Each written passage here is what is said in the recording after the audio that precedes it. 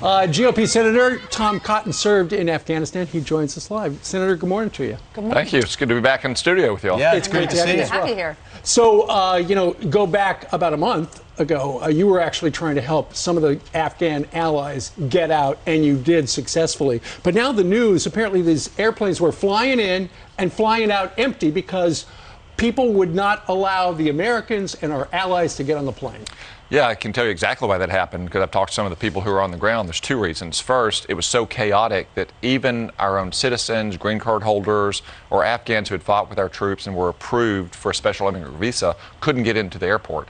So people who were supposed to be on those planes couldn't get in time to board them. The second reason is they were flying out of the Kabul airport, one runway. You get to a point where there's too many airplanes backed up, too many airplanes trying to come in, and they just had to take off to get them out. If they had been at Bagram, where you had multiple runways, you had more space to park airplanes, you wouldn't have had that problem. Logistics. It all goes back to Joe Biden's ill-planned, disorganized, chaotic decision to withdraw from Afghanistan. Don't you think the State Department deserves some of the discredit because Anthony Blinken, according to the Defense Department, it was up to state to organize a lot of this stuff? The reason why these people didn't get out, the reason why the manifests weren't full, was the State Department sat on its hands? Yeah, absolutely. I mean, we heard last week from the generals who helped organize this airlift that the State Department refused to call for the evacuation of non-combatants for American civilians and green card holders until the very last minute. The military was planning for it as early as April and May, right after Joe Biden made his decision. They were like, hey, we're ready to go. We're ready to start taking people out. Should we do that? Yet Tony Blinken's State Department sat on its hands until the very last minute when the Taliban was on the gates of Kabul. What's so infuriating is if you see these images of seats that are just empty, and we remember how we all felt on those mornings when we were reporting on this. Hearts go out to all the people that were stranded and left behind and wanted one of those seats. I mean, their livelihood, their lives depended on it. And when you say they couldn't get through the gates at the airport, we didn't have our troops there on the ground to help our American citizens or our allies get onto these planes. Then you read some of them who had credible documents were stopped and were not allowed to get on the planes, while others that hadn't been vetted were allowed through. What's the vetting process now for all the people that are here that came from Afghanistan?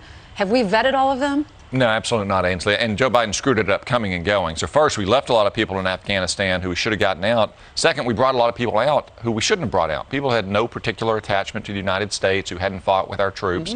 And you've seen the reports now of a young female soldier being assaulted at Fort Bliss in El Paso, or sex offenses by Afghan men at Fort McCoy and other offenses. There's really no vetting. Others just walking off the base. And it's really hard. I mean, it's hard to do in Afghanistan. That's one reason it took so long, is you got to go interview people face to face. I mean, Afghanistan's a third world country. You don't just call up the FBI or the high school or the local police. So we have almost no way to vet these people. The Biden administration is taking their name, if it is their name, testing against databases. And if they don't come back, it's like, well, they must be fine to go. I heard one interview where somebody was interviewing people and said, who exactly did we fly out? And the number was like 75% of the people, the Afghans, were not special immigrant visa holders. In other words, we flew out 75% of the wrong people. Yeah, unbelievable. And it's basically it's whoever was able to get into the airport, especially in those first chaotic days after the fall of Kabul. Again, we have no idea who these people are. We're just taking it on faith. They're using their real name, and then we're testing against incomplete databases and saying, well, if we don't have a record of you being a terrorist, then you must be fine. You're not going to attack Americans. You're not going to commit sex offenses against American women. You're not going to bring any kind of disease or anything else into the country. And you don't have a right under American law to be here. You're not like those brave Afghans with whom I served, who fought alongside us, who risked their lives and their family lives, who we left behind. What if they do make it to America? What do? Do we send them back, or are they incarcerated here? What happens? No, I mean, the Biden administration is basically clearing everyone through. It's just like all those migrants that we saw at the border in Del Rio a couple weeks ago. I mean, basically, the word is out across the world that if you get to our southern border, you can get in. I mean, a lot of these special immigrant visa holders would probably been better off trying to get out of Kabul and go to Mexico and then come to our southern border than wait to get on a plane to Kabul. Well, you got everybody else coming through. Why not? Through Colombia to Panama and then Costa Rica and then right through.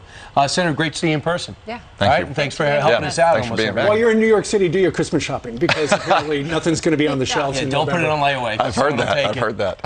All right. Thanks, Senator. Meanwhile,